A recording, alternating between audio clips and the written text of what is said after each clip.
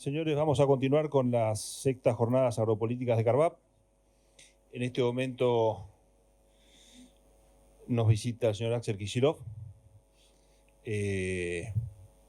Como es costumbre en CARVAP, estas son las sextas jornadas, vuelvo a repetir. Siempre hay un respeto total por los candidatos que vienen.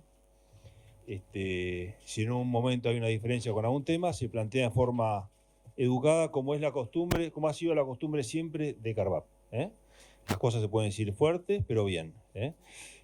Axel, bueno, adelante. Hola, buenas tardes. Primero, muchas gracias a CARVAP, a sus autoridades por la invitación.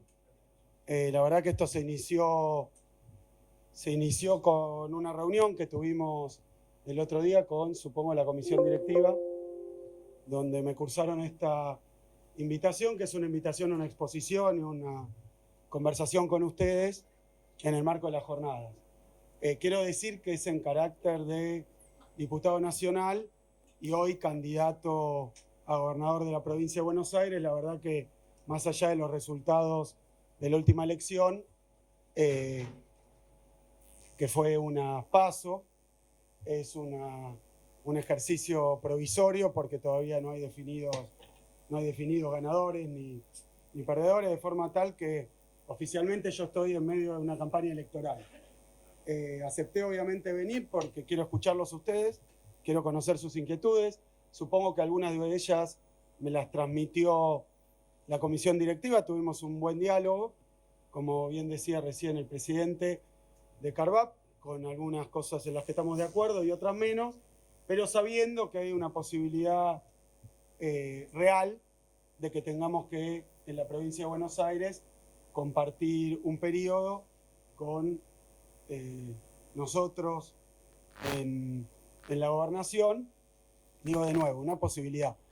Y ustedes llevando adelante sus trabajos institucionales y su producción.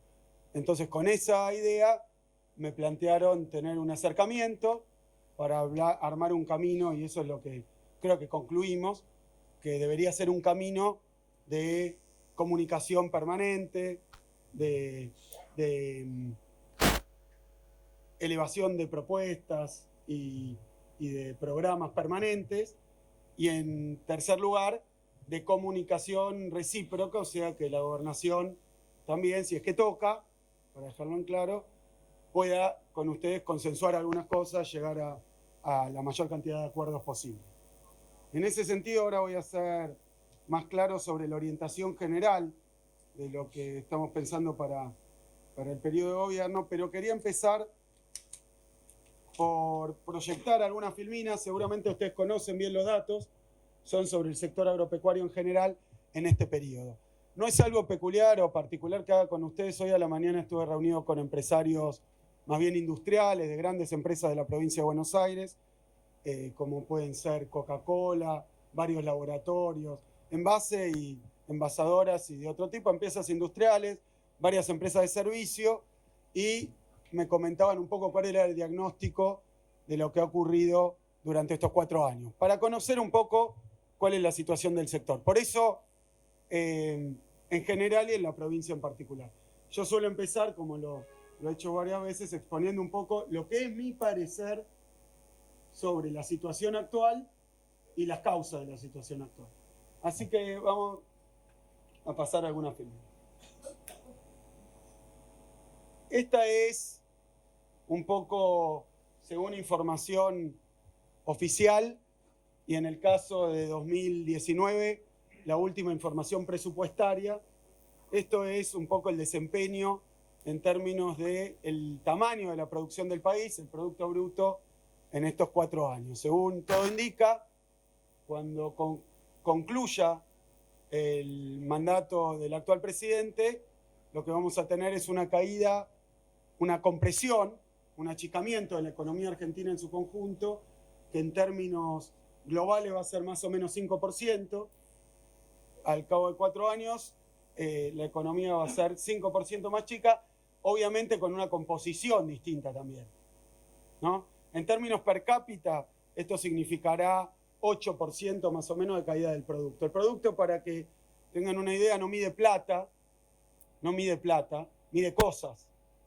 Esta es la producción física, material de la Argentina. La Argentina terminará, en términos de cada uno de nosotros, 8% más chica que al comienzo de este gobierno. Decía que algo interesante que ha ocurrido es un doble fenómeno. Esto ya es prácticamente un hecho. Hay estimaciones privadas que hablan de una caída mayor, pero suponiendo que esta fuera, y esta es la del presupuesto, que por la experiencia de los últimos 3 años, como legislador, como diputado, la caída del producto estaba relativamente subestimada en los presupuestos. Por decirles que el presupuesto del 15 y del 18 eran de crecimiento y fueron de caída muy abrupta. O sea que tomando como realidad esto, lo que vamos a tener es una compresión, una caída de la producción total de la República Argentina. Obviamente, para tener una anatomía de esta situación, corresponde estudiar lo que pasó adentro de cada sector. En producción material. Es una producción material la que mide el PBI, esto seguramente lo saben, pero es una producción material engañosa, porque para sumar toda la producción de la Argentina, como todo el mundo sabe, sumar peras con manzana o, qué sé yo, soja con carne no se puede, se usa el valor. Es decir, que encierra algunas cuestiones de valor, pero pretende reflejar los cambios físicos de la producción material del país. Esto es lo que va a haber caído de una manera muy fuerte en 4 años y en 3 de los 4 años. Pasamos a la siguiente. La siguiente, ahora volvemos. Este es un gráfico interesante, no tan conocido. Son datos todos oficiales del Ministerio de Agricultura en la Nación. Y esto muestra la evolución de la superficie sembrada en el sector rural, en el sector agropecuario en general. Es cereales y oleaginosas, obviamente, y lo que muestra este cuadro es que sistemáticamente, sobre todo a partir de la expansión de la frontera agropecuaria, vinculada a nuevas tecnologías, pero sobre todo a la difusión tan extensiva de la soja, ha tenido un crecimiento en la superficie sembrada. Esto quiere decir, es la famosa, porque ha sido un debate en Argentina muy grande, la famosa frontera agropecuaria, de la que se habló durante los 60 y 70, donde se hablaba que ya se había llegado, ¿se acuerdan?, al límite de la frontera agropecuaria. Lo que muestra este dato es que a partir del año 2003, con más fuerza, ha habido una permanente expansión de la frontera agropecuaria, es decir, el área cultivada, no el peso en tonelada de la producción. Ha habido un crecimiento muy fuerte, 2,6% anual acumulativo, las hectáreas adicionales que se fueron sembrando, cultivando a lo largo del periodo 2003-2015, y a partir de 2015 lo que se ve, datos oficiales, una desaceleración. Ha crecido la superficie sembrada, pero lo ha hecho a una tasa de 1/5 aproximadamente, o sea, mucho más chica. Se viene expandiendo la frontera agropecuaria muy fuerte hasta 2015. Desde 2015 en adelante hubo un relativo estancamiento de la frontera agropecuaria. Pasamos la próxima filmina. Esta es más conocida. Porque de lo que habla es de las toneladas de la cosecha. Las toneladas de la cosecha, o sea, de la superficie sembrada que, como digo, creció muy fuertemente hasta el año 2015. A partir de ahí hubo un relativo estancamiento, un crecimiento menor del 0,5%, pero otra cosa pasa cuando uno suma el peso de las cosechas de cada año, que lo que muestra es que también, en general, la cosecha, si es récord o no récord, no se mide en superficie cultivada, que en realidad sería el indicador lógico de cuál es la expansión de la actividad agropecuaria, sino en el peso de la cosecha. Obviamente, el peso de la cosecha está sometido a un error que tiene que ver que por rentabilidades relativas o diferentes factores, a un error, digo, de apreciación. Puede ser que la cosecha sea más pesada, pero que no se haya cultivado un área mayor, que es un poco lo que ocurrió. Lo que ocurrió, que es que durante todo el periodo, acá casi completo, y tomo de punta a punta, ha habido un aumento de aproximadamente 5% en el peso de la cosecha, las toneladas.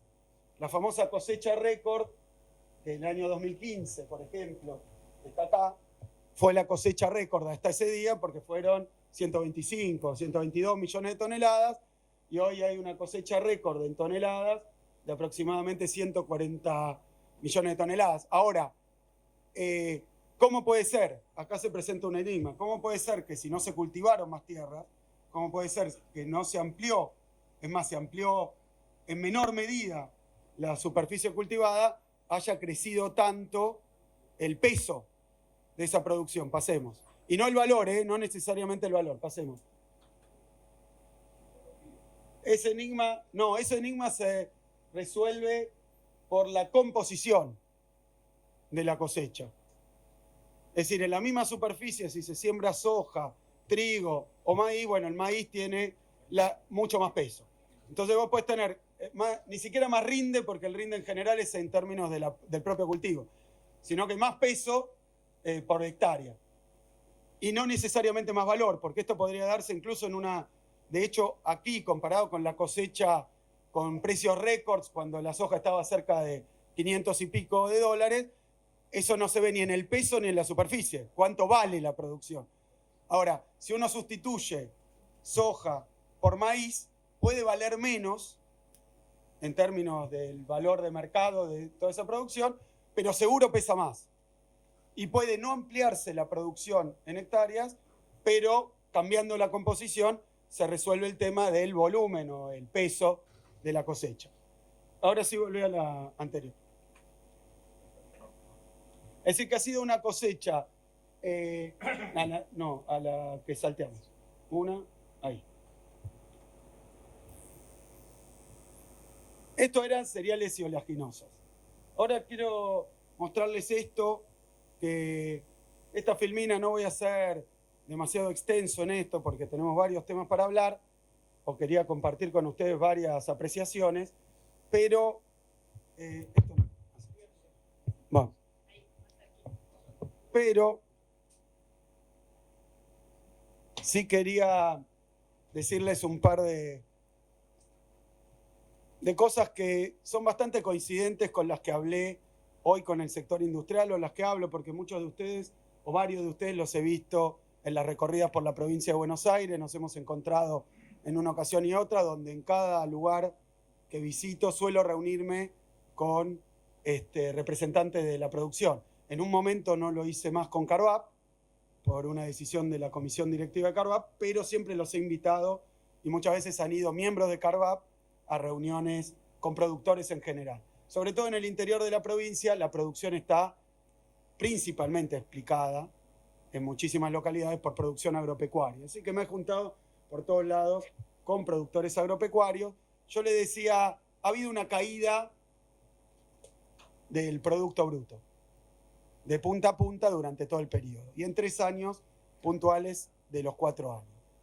Ahora, lo que digo que coincide con lo que uno puede hablar con cualquier sector productor, sea productor de bienes, servicios, sean esos servicios de un tipo o de otro, sean esos bienes de origen agropecuario, con diferente nivel de elaboración o de agregación de valor, o bienes de origen manufacturero o de origen industrial.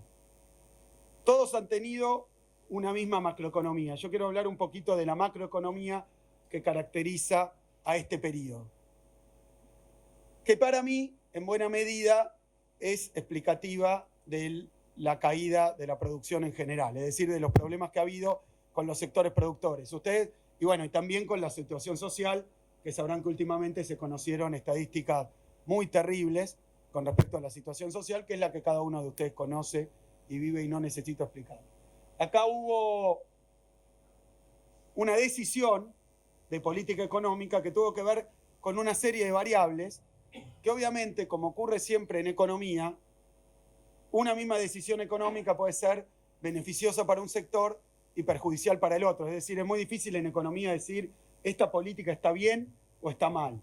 porque la economía suele ser un juego de suma cero, en términos de que aún en la relación económica más simple, la compraventa de un producto, de un paquete de cigarrillos o un caramelo, hay intereses contrapuestos en economía. El que vende quiere cobrar lo más caro posible, el que compra quiere pagar lo más barato posible. Esto no es un hecho calificable o que uno deba valorar, es una realidad de los hechos económicos. Cualquier curso básico de economía empieza por ahí, recursos escasos para necesidades múltiples, pero cualquier contrato y la compraventa o cualquier negociación suele tener dos partes y en general hay posibilidades de que las dos salgan conformes, pero muchas veces si sale una mejor es a expensas de la otra. Con lo cual no voy a calificar esta política económica. Voy a decir, primero mi opinión, a mí esta política económica no me gusta, es público y notorio, pero quiero primero describirla brevemente y después hablar de algunas de sus consecuencias. Una de ellas, la más notoria, me parece a mí, para la provincia de Buenos Aires, es que más allá de la composición sectorial de la producción o de las empresas o de los rubros, durante estos 45 meses de gobierno han cerrado 140 empresas por mes. Y es un hecho, lo cual se ha reflejado también en la pérdida de 1.200 puestos de trabajo por mes. Obviamente es un promedio, como cuando veíamos ahí el crecimiento, es promedio, hay meses que más, meses que menos. Pero en promedio eso es lo que explica que hoy tengamos prácticamente el doble del desempleo que había hace 4 años atrás. Y también explica los indicadores sociales de la economía y de la sociedad hoy y varios otros temas que tienen que ver con la emergencia alimentaria, etc. Pero yo quiero describir brevemente la política económica, que más allá de que el régimen cambiario, si yo les tuviera que hablar a ustedes del régimen cambiario de este gobierno, tendría que hablar de 4 regímenes cambiarios.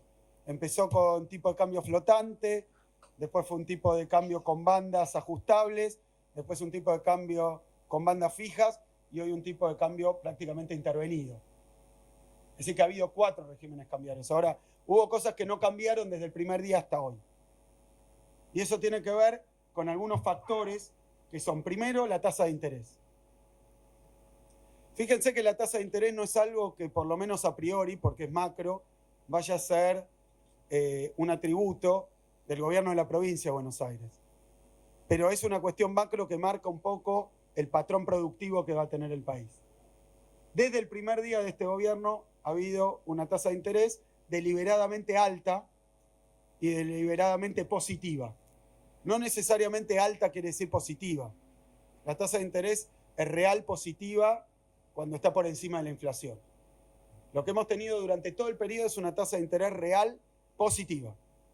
En este momento, si es cierto lo que dicen las estimaciones privadas, de que la inflación terminará en 55 puntos a fin de año, tenemos una tasa de interés de aproximadamente, la política, por decir 75 puntos, 20 puntos arriba de la inflación.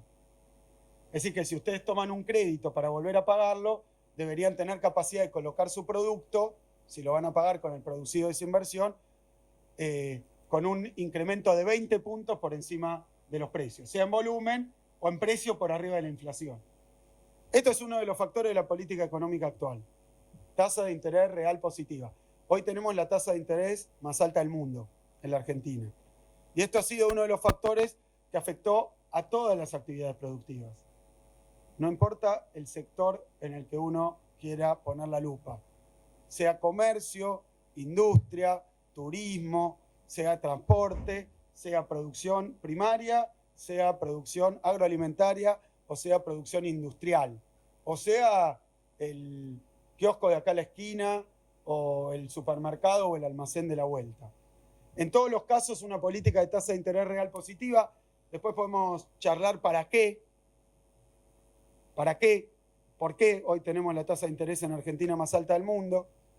Y además tenemos una inflación, porque esto es interesante, medida como la midamos, para no meterse en la discusión de las estadísticas, medida como la midamos, la tasa de inflación, doy un ejemplo, tomando la inflación del último año del gobierno anterior, 2015, medida por el gobierno de la Ciudad de Buenos Aires, Mauricio Macri, de jefe de gobierno, los 12 meses fueron 23,8, según el gobierno de la provincia de Buenos Aires.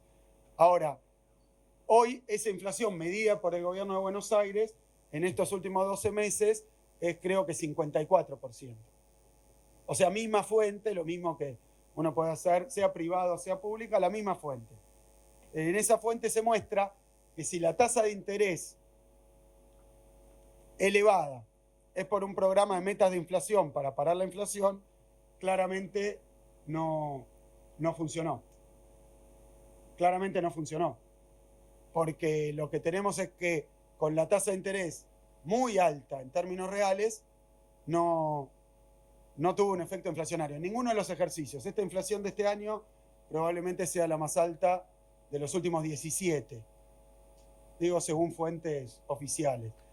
Pero en todos los casos, lo que no ocurrió es que este programa de tasa de interés elevada, que tiene como contrapartida una restricción del crédito, una falta de liquidez, una contracción monetaria. Si en un país, cualquiera sea, se quiere subir la tasa de interés, la forma de hacerla, muchos dicen la tasa de interés es el precio del dinero, o sea, tiene que haber poco dinero disponible, se encarece el dinero y esto encarece la tasa de interés. Es un poco más complejo, pero se entiende así. O sea que tener una política de tasa alta es tener una política de ausencia de crédito. No ha tenido como resultado una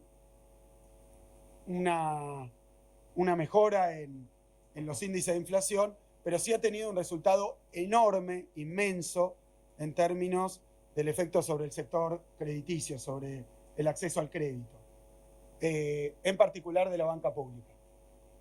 Por eso esto lo quiero dejar para el final, porque tiene que ver con el banco que sí es el banco provincial, el Banco de la Provincia de Buenos Aires. Esto ha sometido a todo el sector financiero. La política de tasas de interés elevada han hecho que, incluso en muchos casos, la tasa de interés de la banca privada fuera menor que la tasa de interés de la banca pública. Y esto es una novedad. ¿Cuál es el correlato de esto? Bueno, lo que ustedes saben, pero es especial el efecto del crédito sobre el sector productivo en general y en particular sobre el productivo primario, agropecuario. La ausencia de crédito, obviamente en un emprendimiento industrial, impide las inversiones muchas veces y puede afectar el capital de trabajo. Pero en general los procesos industriales, tal vez turismo tiene mucha estacionalidad, pero cualquier proceso productivo que tenga una alta estacionalidad necesita crédito. Ni hablar de si además tiene riesgo climático o riesgo de cualquier tipo, porque en general el mejor anticuerpo contra el riesgo, contra una situación fluctuante, es el acceso al crédito, una mala cosecha o una mala temporada de venta de helado, porque hizo más frío del que hacía. Si no hay crédito, es muy complicado. La política macroeconómica, y no por error, es tasa de interés real muy positiva, es parte de la macro. Y el otro componente que quería mostrar además eran las elevadas tarifas, el costo de la energía. Acá hay una discusión sobre esto, por eso yo no creo que tengamos tiempo, pero obviamente lo podemos charlar también, lo he charlado en Pigüé con algunos de ustedes que me hicieron el planteo, creo que eran de Carvap también, ¿sí, no? Ahí andaba alguien por ahí. Bueno, me plantearon el tema de las tarifas, yo dije que la política del gobierno actual no fue solucionar una crisis energética. Ustedes saben que la inversión energética no ha sido mayor que en la administración anterior, como tampoco lo ha sido en vialidad o tampoco ha sido en agua y saneamiento. La política fue la dolarización de las tarifas, independientemente de la cuestión de inversión. Ha habido un hecho, una decisión de que las tarifas estén en dólares, particularmente las energéticas, como ha ocurrido también con el combustible tan de uso, el gasoil o cualquier combustible para uso del sector productivo, no solo agropecuario, ¿no? El gas para algunos emprendimientos, el gasoil o algún combustible líquido para otros emprendimientos. Es una decisión de política esto. ¿Por qué digo que es una decisión de política? porque independientemente de discutir el valor de los subsidios, que como verán en el presupuesto de este año no van a haber bajado, pero independientemente de discutir el valor de los subsidios, uno sabe que el precio de cualquier producto, si uno tiene el costo de producción, por ejemplo ustedes cuando te dicen, no, mirá, el litro de leche se paga 15 pesos, pero sale 17. Bueno, ahí hay un costo de producción unitario. Después el precio puede estar arriba del costo de producción o debajo del costo de producción. Si está debajo del costo de producción, obviamente genera un quebranto, ¿no? O un subsidio. Yo me acuerdo cuando, por ejemplo, el litro de leche en la administración anterior estaba, no sé, lo pagaban creo que 5 pesos y medio y se empezó a pagar medio peso más, 50 centavos por litro de leche, ¿se acuerdan? Bueno, ahí es como que el Estado está subsidiando, está poniendo un adicional porque el precio de costo está por encima del valor de mercado y entonces para sostener la actividad aparece un subsidio. O en caso de una emergencia o en caso de algún tema que haga que esté por debajo. Ahora, entre el costo de producir algo y el valor de mercado, lo que hay es la rentabilidad. Yo lo que estoy diciendo con esto de dolarización de los bienes energéticos, lo que estoy diciendo es que se está vendiendo en dólares a valor internacional independientemente del costo de producción en Argentina. ¿Se entiende lo que digo?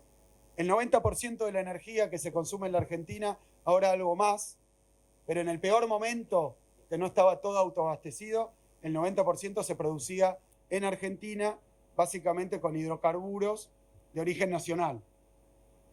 Le voy a dar un ejemplo para que sea claro. Un barril de petróleo tiene un costo de producción, de sacarlo de abajo de la tierra. ¿Cuánto sale sacar el barril de petróleo y ponerlo en boca de pozo o ponerlo en una refinería o refinarlo? Tiene un costo de producción. Ese costo de producción para los yacimientos de la Argentina, previo Vaca Muerta, ahora en Vaca Muerta hay una discusión y qué sé yo, pero rondará, vamos a hablar de gas, después si quieren hablar de petróleo también, pero el gas, el millón de BTU, que es la unidad de gas en la que se mide el precio, más o menos $3 el millón de BTU. Más o menos. Si me escucha alguien del sector energético, me dirá, no, son 3,5, 4. Hoy el gas en la Argentina se vende a $5, $5.20. Y lo mido en dólares porque quiero hacer la cuenta equivalente. Pero cuando hay devaluación, el costo de producción cae, porque los salarios no están en dólares, por ejemplo, o los impuestos, o los servicios. Quiere decir que una devaluación baja el costo de producción que está en pesos.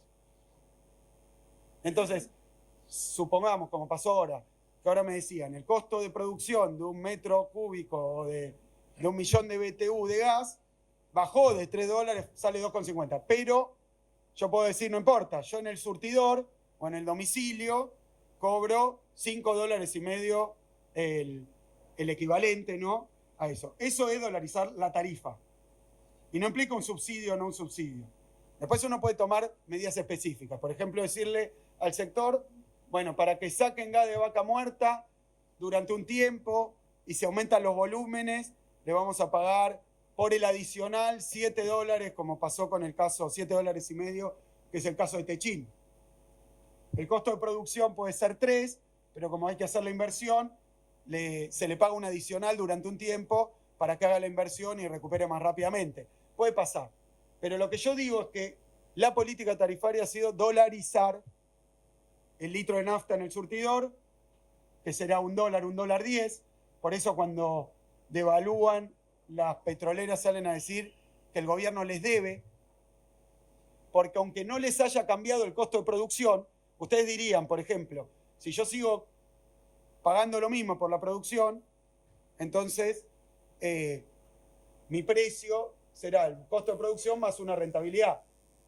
Ahora, dolarizar el precio quiere decir que desvincula la rentabilidad de las condiciones de producción. Y eso es un poco hoy el conflicto que tiene Techín con el gobierno, que le prometió $7.50 y está judicializado porque no les quiere pagar eso que había prometido, porque Techín, bueno, es un conflicto que hoy está judicializado. Pero quiero decir, uno puede decir, aún le pago a determinado productor más el combustible, pero no se lo transfiero al usuario. ¿Se entiende? Acá la decisión fue dolarizar las tarifas en domicilio, en las unidades productivas, o sea que la boleta llegue en dólares. No llega en dólares, llega en pesos, pero el contrato que hicieron es que las tarifas están en dólares. Yo creo que eso no está bien. Esperá, ahora en un ratito. Bien. Sí, yo tengo que terminar en un ratito y ahora te dejo. Sí, te escucho.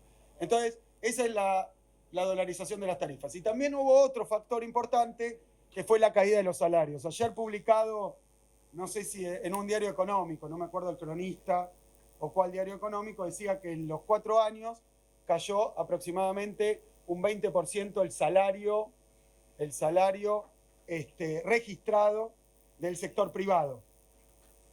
Una caída del 20% promedio. Hay sectores como, qué sé yo, el petrolero, algunos otros sectores que tienen un salario más alto, pero en promedio cayó un 20% el salario privado. Entonces yo digo, hay 3 componentes.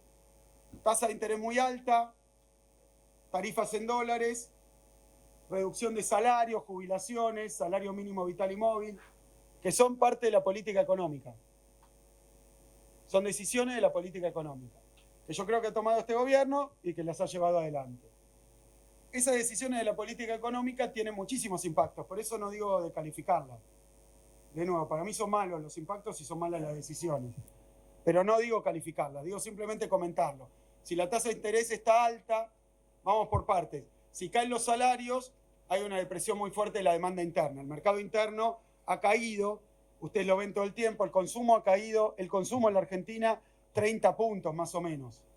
El consumo en supermercados un poco más, ha caído muy fuerte el consumo en shoppings, en unidades. Es decir, esto sin abrir en qué sectores, dónde se restringió más el consumo. Esto quiere decir que hay consumos básicos que son ineludibles, que cayeron menos, otros que cayeron más. Pero en general en la Argentina se consume bueno, si cayó el salario un 20 puntos, se consume un 20, 25, 30% menos.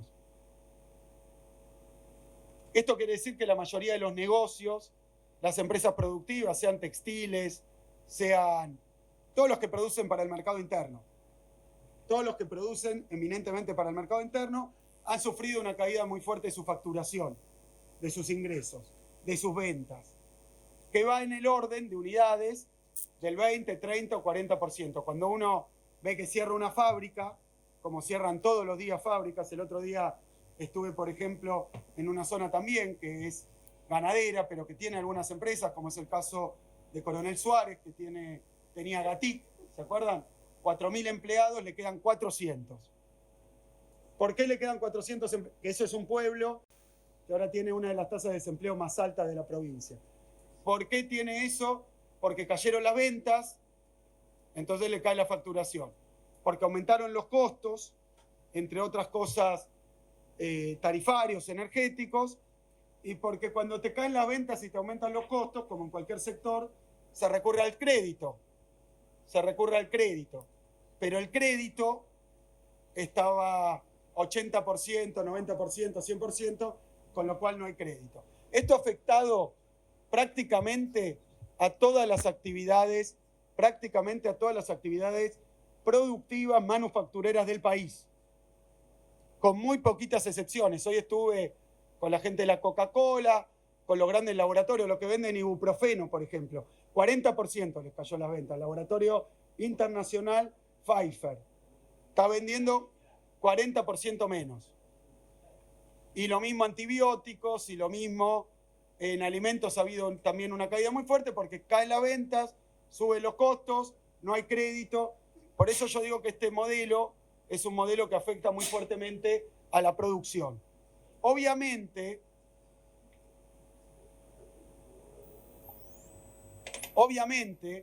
hay sectores donde afectó más esta política.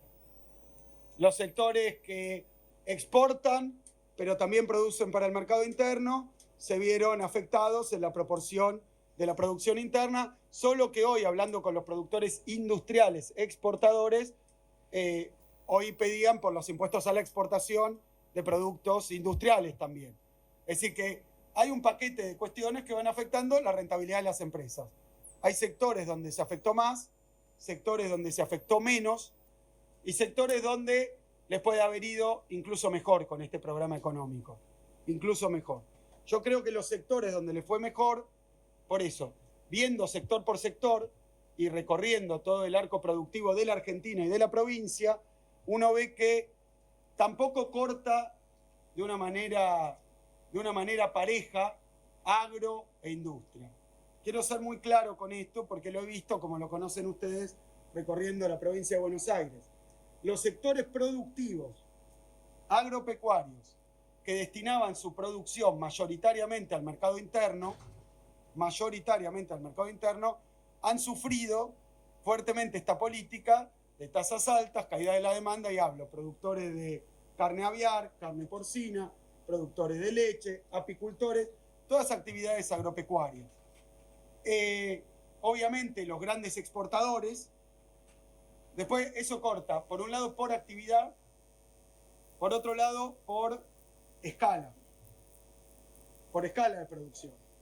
Porque esta política hace que si es una escala elevada y destinada a la exportación, obviamente se puede incluso conseguir financiamiento fuera de estas tasas nacionales a través de instrumentos más vinculados al proceso exportador y que no necesariamente afecta. Pero incluso actividades exportadoras que tienen una distancia muy grande con los puertos también se ven fuertemente afectadas por la incidencia de fletes, de llegada al puerto y toda la estructura logística. Dicho de otra manera, es un programa económico, vamos a pasar alguna más, que ha afectado de manera muy desigual al tejido productivo argentino. Hay algunos, muchísimos, les hablaba de 140 empresas por mes, que no han sobrevivido. Y esto es lo que se observa en la pérdida de empleo. Y en esto quiero ser muy claro, porque me ha pasado estando en localidades agropecuarias de la provincia de Buenos Aires, de actividad agropecuaria en la provincia de Buenos Aires, donde ha empezado a haber fuertes problemas de desocupación o fuertes problemas de acceso a la alimentación. Incluso en algunas ciudades donde nunca lo había habido. ¿Por qué? Porque aún en regiones agropecuarias, los pueblos, las poblaciones, no tienen actividad exclusivamente agropecuaria. Tienen una gama de actividades que incluye el comercio, que incluye algún tipo, a veces, de elaboración de productos agropecuarios, pero muchas veces también actividades manufactureras. Hay muchísima producción, por ejemplo, metalmecánica, en pueblos de base agrícola de la provincia de Buenos Aires. Hay también textil, hay zonas agropecuarias que tienen muchísima industria textil, pequeños talleres. Bueno, todo eso está arrasado. Porque esta política le pega más fuerte al que va al mercado interno, al que tiene pequeña escala, problemas de acceso al financiamiento y una estructura de costos muy ligada a la cuestión energética. Esos sectores son como, por ejemplo, industrias que nunca pensamos que esto iba a ocurrir, pero Arcor por primera vez en su historia va a tener 2 balances negativos seguidos, que tiene que ver con que le han caído 20-30% las ventas en una industria alimenticia. Tiene obviamente exportaciones, pero está suspendiendo personal. Es decir, esto afecta a todo el sector productivo con desigual, repito, con desigual fuerza dependiendo del tipo de actividad, porque estas variables pegan en el salario, perdón, en el balance de diferente manera. Pasó un poquito más. Volve un poquito más. Bueno. Esto, por ejemplo, bueno, no me voy a detener en cada uno. Producción de carne, después si quieren les dejo las estadísticas. Era lo que les decía de aviar y porcina, que han sido fuertemente impactadas, digamos. Aviar, ganadería porcina, ganadería bovina. Lechería, obviamente, destino al mercado interno. Y bueno, y esto ha dado como resultado también, esto obviamente tiene que ver con condiciones de varios tipos de producción y tiene que ver también con algo que ustedes conocen, que es un momento complicado en el terreno comercial a nivel internacional, es lo que se conoce como guerra comercial y es lo que hemos visto como reacciones de diferentes países europeos ante la firma del tratado entre Unión Europea y Mercosur, que ha habido una reacción de los productores primarios de determinados países, que es algo que hemos vivido durante muchísimo tiempo, la imposibilidad de penetrar mercados con productos de origen agropecuario en países que tienen producción propia subsidiada o sostenida por el Estado. Avanza un poquito. Espera un segundo. Bien. Para concluir, se han dicho muchas cosas sobre mi persona, sobre el gobierno que viene, sobre qué pensamos hacer. Se ha hablado, ustedes escucharon, expropiar campo, cosas así. Imagínense que no es lo que vamos a hacer, ¿no? Yo la verdad que son cosas que creo que forman parte de la campaña negativa, que es una campaña de espantar a determinados votantes. No pasa por ahí. Yo voy a decir lo que yo pienso, después ustedes sacarán sus conclusiones. Nosotros queremos tener en la provincia de Buenos Aires una política productiva que tenga en cuenta a todos los sectores. Lo he dicho el otro día cuando me he reunido con Federación Agraria, me he reunido en sociedades rurales de toda la provincia, con productores en toda la provincia. Queremos una política destinada a la producción. En eso, obviamente, nunca todos obtienen lo que necesitan, lo que quieren, lo que es justo. Necesariamente, a veces hay escasez de recursos, hay necesidades múltiples, se atiende a diferentes necesidades. Para mí, una provincia y un país con este grado de desigualdad, con este grado de desempleo, con esta pérdida de fuentes laborales, con esta caída y deterioro de las condiciones sociales, es un peor país para todos. Esto tiene que ver no solo con la producción industrial, tiene que ver también con los pequeños productores agropecuarios, y mucho de esto tiene que ver con la política económica a nivel nacional, que no va a estar bajo la decisión del gobierno de la provincia. Pero el gobierno de la provincia tiene varios instrumentos que pueden enfocarse a las cuestiones del aparato productivo en todos sus sectores. Uno primero es el Banco Provincia. El Banco Provincia es previo a la provincia de Buenos Aires. Nace antes que la provincia de Buenos Aires. Su objetivo claramente era la promoción, el desarrollo económico, la equidad, la distribución del ingreso. Bueno, el Banco Provincia durante esta gestión ha prácticamente abandonado estas funciones. Ha prácticamente abandonado. Los podría aburrir, y si quieren verlo, lo podría aburrir mostrándole la proporción de crédito que se ha dado a producción y a producción agropecuaria, cómo se ha reducido tremendamente. Pero además una política de tasas diferenciales. En el gobierno anterior, las tasas para el sector agropecuario, obviamente, seguramente no todos del Banco Provincia. Seguramente no todos accedieron a eso, algunos sí, otros no, pero las tasas eran fuertemente negativas en términos reales en general. Había incluso programas de tasa cero a 180 días. Y quiero decir que para el sector agropecuario, yo la verdad que no sé en qué estado patrimonial vamos a encontrar el Banco Provincia, pero sí sé que el objetivo del banco va a ser dar crédito a los productores, sea agropecuarios, sea manufactureros, sea de servicios. Es decir, que no puede perder esa función. El Banco Provincia estaba mucho más sólido de lo que está hoy, poniendo toda la plata el LELIC, el LEVAC, el LETES, que ahora han tenido el default de las LETES. Es decir que estoy convencido de que el Banco Provincia tiene esa función y la puede tener porque, a diferencia de la banca comercial privada, no tiene como objetivo principal la rentabilidad.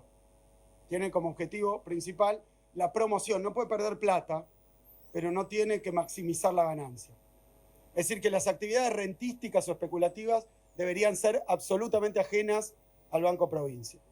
Y después hemos tenido un Ministerio de la Producción que ha estado durante un año, prácticamente más de un año, sin ministro de Producción en la provincia de Buenos Aires. ¿Por qué ocurrió esto?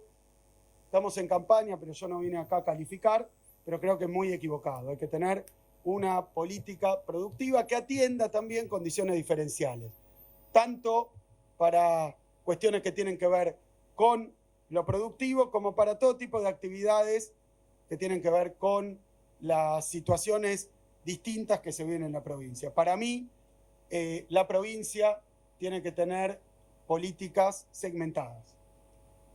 Segmentadas quiere decir por sector. Una cosa es el agro, otra cosa es la industria, y dentro del agro hay diferentes tipos de problemáticas según la ubicación, según el tipo de producción y según, obviamente, el tamaño. Obviamente los productores pequeños y medianos no experimentan las mismas dificultades que los grandes productores. Y esto habría que generalizarlo a la mayor cantidad de instrumentos posibles. Obviamente, lo charlamos con ustedes, las políticas focalizadas o segmentadas son de más compleja administración que las políticas planas, pero habría que hacer un esfuerzo para eso. Yo creo que Buenos Aires, la provincia de Buenos Aires, es la provincia más rica por un lado, no hay duda, 40% prácticamente de la producción nacional, 40% de la población nacional, pero también se ha convertido en la provincia más pobre. Y no es nuevo, no es ni siquiera esta administración, ahora se ha deteriorado mucho, pero la pobreza en la provincia de Buenos Aires es también un carácter distintivo y hay que atenderla también. ¿Cómo? Con políticas, obviamente, de creación de trabajo genuino. Por eso es importante apuntalar al aparato productivo. En particular en las localidades del interior, y con esto cierro, porque hemos observado en todo el interior de la provincia de Buenos Aires que hay, en la mayor parte, una situación de expulsión demográfica y problemas para retención de la población. Algo que se denomina usualmente arraigo y que tiene que ver con muchísimas cuestiones. No es solo crear trabajo. Si no hay trabajo es muy difícil retener a los habitantes, ¿no? De zonas un poco más distantes, pero además de trabajo tiene que haber disponibilidad de servicios, es decir, conectividad, tiene que haber transporte y también tiene que haber educación. Es decir, que las prioridades que va a tener el gobierno, lo vengo diciendo no porque esté acá, es exactamente el mismo discurso que vengo diciendo desde el día 1 de la campaña. Las prioridades van a ser la producción, que me parece que con estas políticas económicas nacionales y provinciales es muy complicado, para algunos es imposible, que es lo que hemos observado. Entonces hay que modificar las políticas nacionales y provinciales, pero también producción, empleo, salud y educación, que son problemas que pegan muy fuerte, sobre todo en la provincia de Buenos Aires y muy particularmente con sus peculiaridades en el interior de la provincia de Buenos Aires. Necesitamos que Buenos Aires vuelva a ser la locomotora productiva del país. No hay ningún sector productivo del que yo sienta que tenga un prejuicio o un problema. Creo sí, particularmente, que hay que buscar instrumentos y que gobernar también es una cuestión de generar equilibrio, generar balances entre necesidades y demandas muy diversas, muy dispersas y a veces contradictorias. Lo hemos charlado con algunos de ustedes. Obviamente Argentina está reputada, y es así, como una de las zonas más fértiles del mundo, con enorme capacidad productiva para dar de comer a cientos de millones de personas. Pero bueno, el precio de los alimentos para algunos tiene que ser más alto, para otros más bajo, y bueno, obviamente pasa lo del comprador y vendedor. Hay que buscar equilibrios, hay que buscar balances, hay que pensar formas de no ahogar a la actividad productiva y hay que buscar formas de hacer eso con un programa nacional que sea afín a la producción y con un programa provincial que con sus instrumentos también se dedique, por un lado, a la producción, pero por último, y esto quiero decirlo, creo que a la provincia de Buenos Aires le faltan algunas cuestiones que son además simbólicas, como la cuestión de la integración de la provincia de Buenos Aires. Me parece que ahí hay que hacer un trabajo muy fuerte. Es una provincia que no es del interior, porque las del interior en la lengua popular son otras, no es la capital, ha quedado en un lugar donde todos saben que es muy rica, pero tiene mucha pobreza, pero hay problemas de infraestructura, hay problemas de comunicación, hay problemas de diversidad, hay problemas, muchísimos problemas. Me parece que un elemento también tiene que ver con problemas de identidad de la provincia de Buenos Aires, y eso no se puede hacer de otra manera que no sea integrando la provincia de Buenos Aires. No puede ser que la provincia de Buenos Aires aparezca como toda confrontando, ¿no? Industria contra campo, ciudad contra zonas más rurales, interior contra conurbano. Me parece que no es contra, vamos a tener que encontrar la vuelta para que toda la potencialidad de la provincia aflore, vamos a tener que encontrar la vuelta para poder integrar la provincia de Buenos Aires, coordinando esas identidades en una única identidad. Muchísimas gracias. Vamos a empezar con las preguntas acerca de políticas tributarias en particular. En particular, inmobiliario rural y complementario. Ley de la herencia. ¿Qué pensás de esto? ¿Y qué pensás de lo que es la ley del sudoeste? O sea, inmobiliario complementario, ley de la herencia, ley del sudoeste. Sí, vamos. Empiezo por ley del sudoeste, que es la que me resulta... Hay tres tipos de preguntas. Una más compleja, que es la cuestión del inmobiliario rural. Yo me estuve interiorizando porque además a todos lados donde voy los productores me dicen que no solo se quejan de la evaluación, sino de las tasas y además de ciertas injusticias en la implementación que he visto por el modo en el que se computa el impuesto. Todo esto, aviso, va a estar sujeto a... ¿Yo? No. Si puedo bajar el teléfono, por favor. Dale. No, había un teléfono levantado. Ah, no. No. Pensé que yo tenía que hacer algo y no. No. Vos seguís con lo tuyo. Me rindo. Metele para adelante. Me rindo. Creo que hay que revisarlo. La verdad que me dijeron que había propuesto Vidal un cronograma de implementación, después se va modificando año con año. Nuestro bloque ha tenido una postura y un papel, lo que si a ustedes les parece lógico para los tres temas, para el valor, para de las cotizaciones y de las alícuotas, para el modo de implementación por los problemas que hay aparentemente de administración del impuesto. Para todo eso yo sí les propongo que me eleven una propuesta, que nos sentemos a verlo y discutir la cuestión. Obviamente ningún impuesto sirve si funde a alguien o lo empobrece, ¿no? Se supone que el impuesto tiene que tener alguna proporcionalidad con la capacidad contributiva y tiene que tener, lo ha dicho la Corte Suprema de las tarifas, no se cumple, razonabilidad. Un impuesto no razonable no es un impuesto, es una exacción, así que obviamente eso yo me comprometo a poner a estudiarlo y a llegar a precisiones sobre eso. Pero obviamente hay lugares donde he visto, donde se quejan unos de otros, que paga más, que paga menos, que los que tienen frente sobre la ruta, que algunos que han dividido la propiedad y entonces pagan distinto, varias cosas así. Claro, con los propietarios hay varias cuestiones de administración del impuesto que son diferentes de las tasaciones, que son diferentes de la alícuota. Y después el modo en que se ha ido implementando, que era una propuesta, después se modificó, y es todo el tiempo una cuestión de puja. Yo creo que en ese sentido hemos tenido una administración bastante errática en lo impositivo, lo han visto con el caso retenciones. Se quitaron, se pusieron, es decir, son cuestiones erráticas. Yo creo que ahí, cuanto más certidumbre haya al respecto, obviamente mejor, así que estoy dispuesto a discutirlo. Después con el impuesto a la herencia, no es un impuesto provincial en general. Podría haberlo, pero no es un impuesto en general provincial, suele ser... Sí, ya sé que hay una parte provincial. Ya sé. Por favor. Pero el impuesto a la herencia que se estaba discutiendo estos días en el diario era un impuesto, pensé que se referían a eso.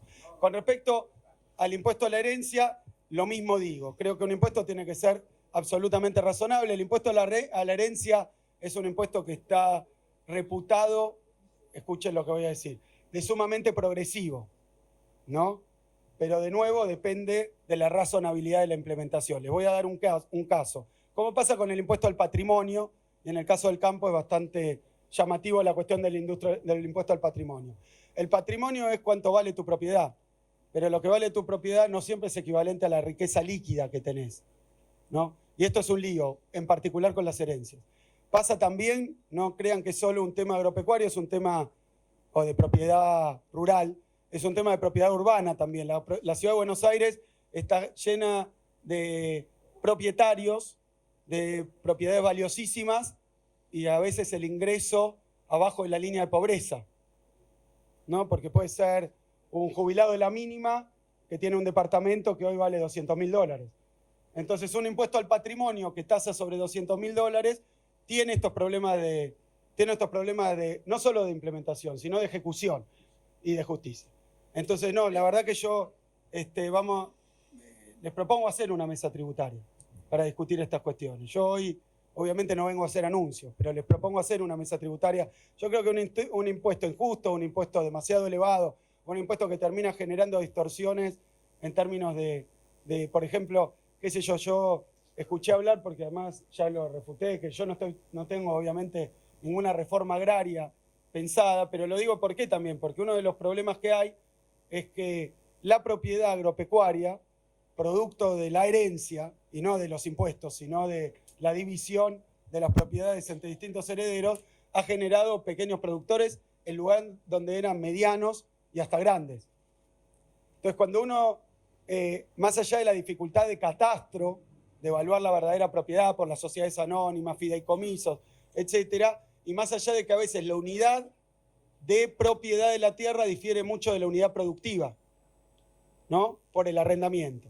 Entonces, todas esas cuestiones, yo les digo, hablando con propietarios, la idea de que se queden es que se queden siendo dueños de sus campos y produciendo los campos. Eso es lo que yo llamo arraigo. Pero bueno, también la tecnología, también hay muchas cosas para discutir. Yo en eso, obviamente, estoy dispuesto a charlarlo con ustedes. Ah, y la del Sudeste. el sudeste. Miren, yo una vez se armó algo de escándalo porque yo dije que iba a regionalizar la provincia. Y tiene que ver con lo que estaba planteando antes sobre el problema de la provincia de Buenos Aires. Voy a ser más extremo. Hay una especie de certeza, que no sé por qué se instaló, que la provincia de Buenos Aires es inviable porque es muy grande y porque es muy diversa.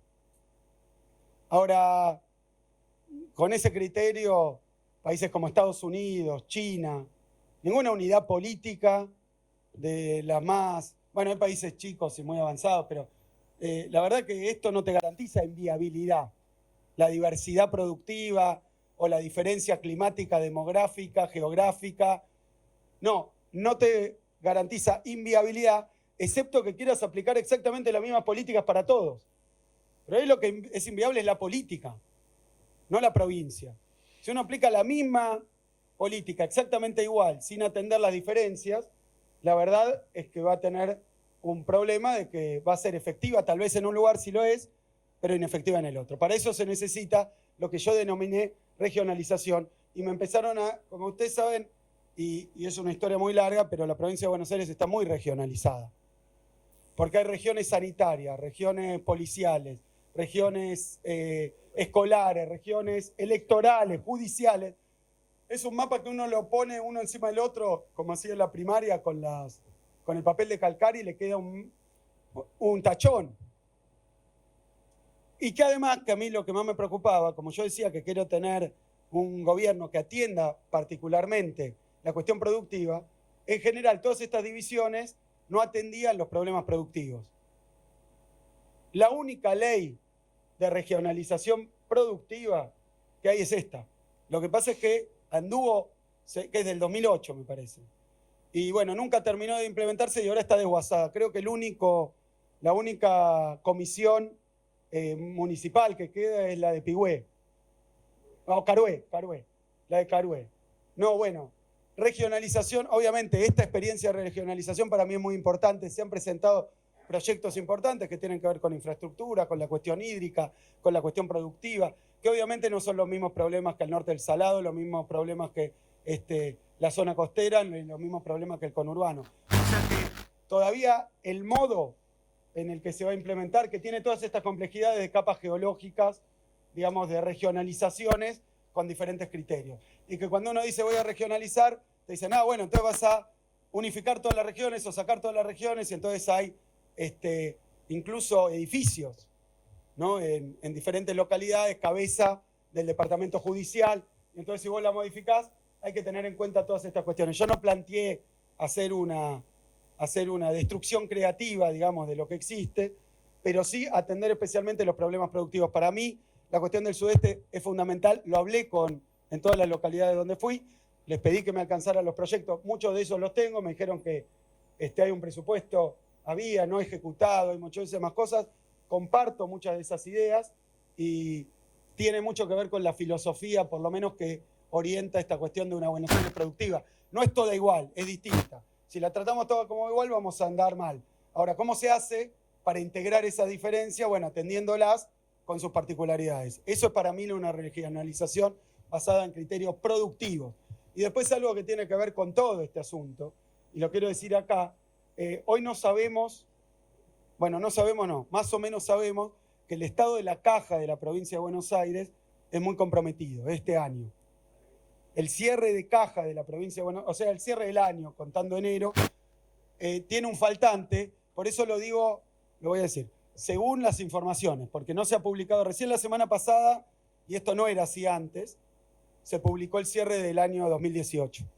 Entonces ahora no conocemos la ejecución ni el estado de cuentas de 2019. O sea que no sabemos cómo está. Lo que sí sabemos es que está muy endeudada también la provincia. El endeudamiento había sido, en 2015 era 9.000 millones de dólares, hoy es de 12.000 millones de dólares. Pero no solo es más en dólares, sino que el dólar vale 6 veces más. Entonces, si uno lo computa en pesos, el peso sobre la recaudación, sobre el presupuesto, lo cual presiona las cuentas públicas, la cuestión, bueno, todo lo que a ustedes se les ocurra. Ahora, ¿qué problema hay? También ha cambiado la composición de la deuda. Antes era 50% en dólares, ahora es 80% en dólares. Y además se han concentrado los vencimientos en los próximos 4 años, como ha ocurrido a nivel nación. Por eso cuando me consultan, la verdad que hoy nosotros somos candidatos, podemos pedir soluciones, explicaciones, que se explicite esta cuestión, pero yo no puedo adelantar cuál va a ser el estado de la situación tributaria, fiscal, patrimonial, digamos, en términos de deuda, ni del banco, ni del IPS, ni de IOMA. No lo conocemos, no tenemos un balance de corte y tenemos previsiones que son bastante comprometidas. Por eso quiero dejarlo en claro, porque la verdad es que escuché decir al gobierno actual que quiere dejar pagos, salarios para más adelante. Lo que quiero decir es que hoy, según todas las informaciones, no solo falta esa caja, sino que la idea es, por ejemplo, que la aporte el provincia. El provincia cubra el déficit del Tesoro, cuando la situación del provincia está, según las informaciones que tenemos, muy comprometida también. Y como a nosotros nos interesa poner al Banco Provincia al servicio de la producción, necesitamos que el Tesoro esté en un estado y si no, que lo cubra la nación. Porque siempre cuando dicen es inviable la provincia financieramente es porque la provincia produce el 40%, o sea, el IVA el 40%, y después, vía coparticipación, recibe el 23%. Entonces recibe mucho menos de lo que aporta. Bueno, eso es el federalismo, eso es algo que viene de la época de Caseros. Sí. Dale. Teniendo en cuenta que Carvap ha intervenido en la creación de las patrullas rurales, que nos trae seguridad y eso hace al arraigo en el campo, ¿qué pensás, dado que nosotros bregamos por el tema de la creación de las patrullas rurales por ley, hoy están por un decreto? Mira, tanto patrullas como caminos, porque sé que es otra preocupación. El tema de patrullas rurales yo creo que es buena política. Obviamente ustedes saben que doy datos preliminares, pero la seguridad en la provincia de Buenos Aires hoy está sumamente desfinanciada. Los sueldos de los policías en general han caído en poder de compra. El último cálculo que tengo, que es de hace un par de meses, si la inflación de este mes es 6%, como algunos dicen, o 5 y pico, va a ser más fuerte, pero ha caído más o menos 9 puntos el poder adquisitivo del salario policial. Esto tiene un correlato bastante feo con la idea que había o que se prometió en la campaña del gobierno actual, que era equipararlos a los sueldos de la policía de la Ciudad de Buenos Aires, de la metropolitana. No ha pasado, sino que ha bajado. Y hay muchos intendentes que pagan el combustible de los patrulleros, los repuestos de los patrulleros. Ustedes conocen, o sea que hoy hay una situación de financiamiento muy fuerte de la fuerza de seguridad. Claro, sí. Entonces, obviamente, la provincia tiene que hacerse cargo de la seguridad. Y para eso hace falta una situación presupuestaria, además de todo lo que uno pueda decir y de las cuestiones que todos conocen. Obviamente, eso y el término de caminos rurales, repito, para mí es buena política, patrullas rurales. Obviamente es una cuestión que necesita financiamiento y que hay que ver también en orden de la regionalización, porque obviamente no son diferentes cuestiones, hay una idea, hay varias ideas dando vuelta, bueno, pero después las aclararé, pero es una buena política. Es decir, no soy contrario, me parece buena política y en todos lados donde voy se habla muy bien y surte efecto. En cuanto a los caminos rurales, lo que quiero decir es que obviamente la cuestión de los caminos rurales, tengo las estadísticas también, la cantidad de kilómetros. El problema de los caminos rurales, el estructural, es que un camino rural sirve en general a un tránsito a veces muy bajo. Entonces tiene un tránsito muy bajo, sus directos usuarios son muy pocos, pero es una responsabilidad tenerlos en buen estado. Para eso hay varios sistemas. Uno que ha funcionado muy bien ha sido el de los consorcios. Yo lo veo como un buen sistema, pero muchas veces no es atribución de la provincia. La provincia puede sugerir, y no estoy adelantando porque son cuestiones de la autonomía municipal, pero creo que ahí hay que usar un sistema que cubra que sea efectivo. La provincia puede aportar maquinaria, yo creo que es un tema importante porque hace a la producción, no lo veo ni siquiera por el sector, pero hace a la producción, tener la producción y no poder sacarla es lo que nos pasa, no solo con productos, no se crean solo con productos agropecuarios, con productos también industriales. Sí. Axel, una consulta, a ver, otra pregunta más. ¿Qué va a hacer en educación, concretamente con las escuelas rurales? Un estatuto docente muy permisivo y escuelas rurales con poquísimos días de clase. No, bueno, es una preocupación grande. Nosotros, no, bueno, ahí, qué sé yo, el otro día estuve en el Delta, vieron que en el Delta cerraron algunas escuelas. Había escuelas que estaban en una isla del Delta, tenía 2 alumnos y los profesores iban con las lanchas colectivas para atender una demanda muy baja, pero es un derecho tener clase. Y es un derecho que haya educación pública. Yo soy un defensor a ultranza de la educación pública, no creo que sea un gasto, creo que es una inversión. Ha habido un ataque muy frontal a la educación pública, no lo digo yo, también en lo simbólico, a la educación pública en general, pero hay que mejorar la calidad educativa, que incluye todas las cuestiones que ustedes dicen, pero la calidad, la formación docente. Yo creo que nada ganamos en un enfrentamiento de la sociedad o los vecinos. Además, yo lo he visto en todos los pueblos donde voy, que las comunidades no están enfrentadas con los maestros. Todo lo contrario.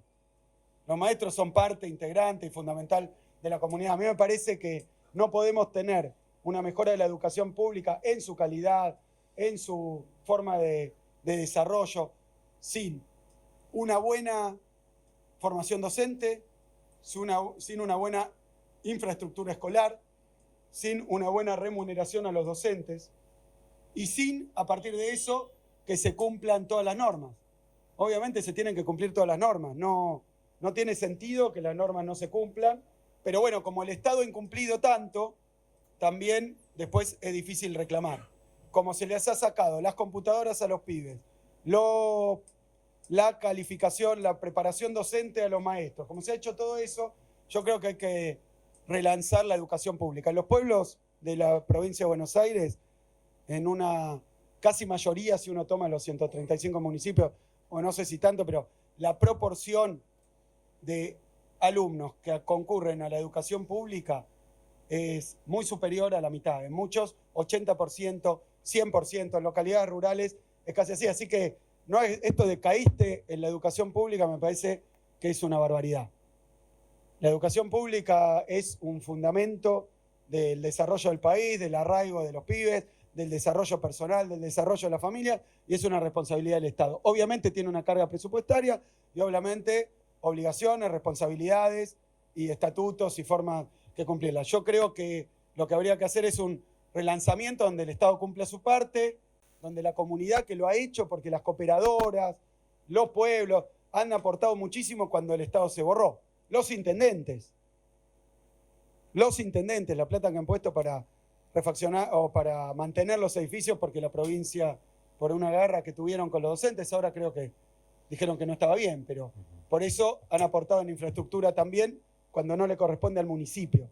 Pero hay que ver una forma donde con participación de la comunidad, con participación de los intendentes, se pueda hacer las cosas que ahí también, última cosa que digo, esto es la regionalización. Muchas veces las políticas, yo hablaba de políticas focalizadas y segmentadas. Supónganse que uno dice, vamos a asistir al pequeño productor, qué sé yo, de cerdos, como se hizo en nuestro gobierno para generar valor agregado, para no exportar solamente maíz, poder exportar carne y entonces buscar mercado, todo eso. Ahora, cuando vos ejecutás la política, necesitas que esa política, como tiene un despliegue territorial muy grande, necesitas que esa política tenga un seguimiento, tenga un control, tenga también una selección, porque también conocemos en Argentina que cada vez que uno dice, bueno, te voy a dar un crédito más barato, después aparece el otro, y decir, ¿por qué a él y no a mí? O sea que los criterios tienen que ser muy claros, y en eso es muy importante no solo la regionalización, sino la descentralización en la ejecución de las políticas. Y cuando digo esto, me refiero no solo a los intendentes, a los gobiernos locales, sino también a las asociaciones, a las instituciones representativas de los sectores. Porque ese es el mejor reaseguro de que cuando vos implementás una política que tiene que llegar a determinada empresa, a determinado productor, todos sepan por qué va, a quién va, se controle que se use para lo que se tiene que usar, porque hay mucha historia trágica de hechos que a veces desde el gobierno central no podés ni saber cómo es. Me parece que lo que más funciona es el control de la comunidad, el control de lo local, y en eso hay que descentralizar la ejecución de las políticas y el control de las políticas. Y yo creo que ahí hay que darle más participación a las instituciones. Axel, a ver, en relación al tamaño del Estado de la provincia de Buenos Aires, ¿pensás achicar el tamaño del mismo, subir impuestos? ¿Cómo lo vas a manejar? Mira,